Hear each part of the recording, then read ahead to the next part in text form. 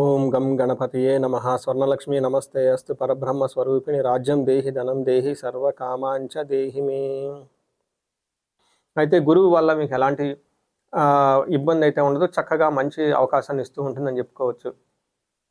మీకు 9వ ఇంట్లో శని ఉన్నారు. 9వ ఇంట్లో శని చాలా మంచి యోగ్యతనిస్తుంది చాలామందికి. ఏ విధంగా అంటే మ్యాక్సిమం కంఫర్ట్, ఫుల్ సాటిస్ఫాక్షన్ ఉంటుంది లైఫ్లో. చక్కగా ఎంత ప్రాబ్లం వచ్చినా మీరు కంఫర్టబుల్గా ఉంటారు, మంచి సాటిస్ఫాక్షన్గా ఉంటారు. మీకు శత్రు బాధనైతే ఉండరు. వచ్చే 1.5 year ఈ కర్కాటక రాశి వారికి ఎలాంటి శత్రు బాధ అయితే ఉండదు. అనుకున్న పనిలో ప్రతిదాన్ని సక్సెస్ఫుల్గా చేసుకుంటూ ముందుకెళ్ళిపోతూ ఉంటారు.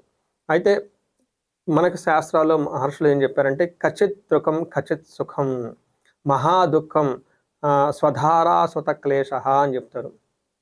అంటే సొంత భార్య వల్ల మానసికంగా టెన్షన్లు ఉంటాయి, కొన్నిసార్లు అదృష్టంగా ఉంటుంది, కొన్నిసార్లు ఇబ్బందులు ఉంటాయి, కొన్నిసార్లు ఉచ్చస్థంగా ఉన్నతంగా ఉంటారు, కొన్నిసార్లు కింద పడే అవకాశం కూడా ఎక్కువగా ఉంటుంది.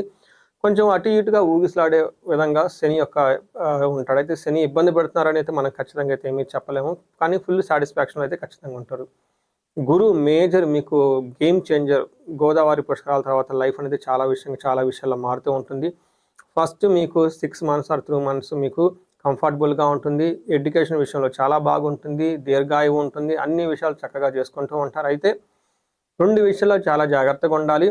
శుభమూలో వ్యయచ్చయం, శుభకార్యాల గురించి ఖర్చు పెడతారు ధనం. అయితే స్థానభ్రష్టం, దారిద్ర్యం, మీకున్న పొజిషన్లో లేదంటే జాబులో కొంచెం అసంతృప్తిగా ఉండేసి ఇబ్బందులు పడే అవకాశం ఎక్కువ ఉంటుంది. అయితే ఎప్పుడైతే గురువు మీకు గోదావరి పుష్కరాల తర్వాత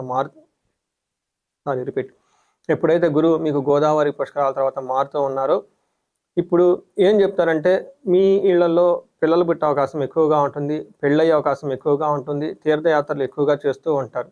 అయితే వీటితో పాటు కొన్ని విషయాలు చాలా జాగ్రత్తగా ఉండాలి. బుద్ధి భ్రంశో భాగ్యహాని, మీరు మైండ్ కొంచెం చంచలత్వం ఉండే అవకాశం ఎక్కువగా ఉంటుంది. అప్స్ అండ్ డౌన్స్, ఉద్యోగానికి సంబంధించిన వ్యవహారాల్లో కొంచెం టెన్షన్ పడే అవకాశం కూడా ఉంటుందని గమనించుకోవచ్చు.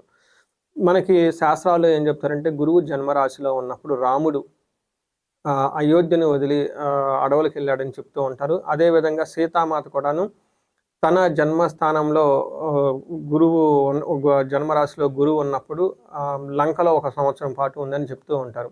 అంటే ఏ ప్రకారం అంటే అందరికీ అలా అవుతుందని కాదండి, బట్ చాలా కండిషన్స్ అవన్నీ చూసుకుంటూ